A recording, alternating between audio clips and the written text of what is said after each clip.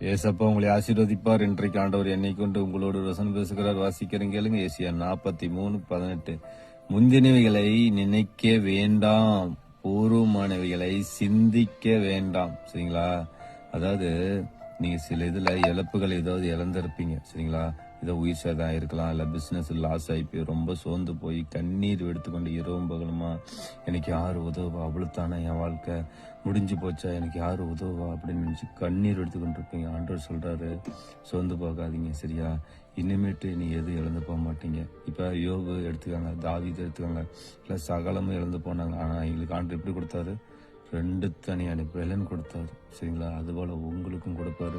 இனிமேட்டு கண்ணீர் அடிக்காதீங்க, வாழ்க்கை அவ்வளவுதானா, சோர்ந்து முடிஞ்சு போச்சா அப்படின்னு சொல்லி சோர்ந்து போயிருப்பீங்க. ஆண்டவர் நிச்சயமாக உங்களை உயர்த்துவாரு. உங்கள் துக்கம் சந்தோஷம் மாறும். நீங்க வடித்த கண்ணீருக்கு ஆண்டவர் இன்றைக்கு என்னை கொண்டு உங்களுக்கு பதில் கொடுத்துக்கிறாருல்ல. சோர்ந்து போகாதீங்க, கலங்காதீங்க. சரிங்களா? உங்களை நிச்சயமா ஆசீர்வதிப்பாரு. கண்டிப்பா நீங்க முன்னேறுவீங்க. கிரகிக்க முடியாத பெரிய காரியங்கள் உங்களை கொண்டு செய்ய போறோம். கர்த்தருக்கு ஸ்தோத்திரம். God bless you. சந்தோஷமா இருங்க.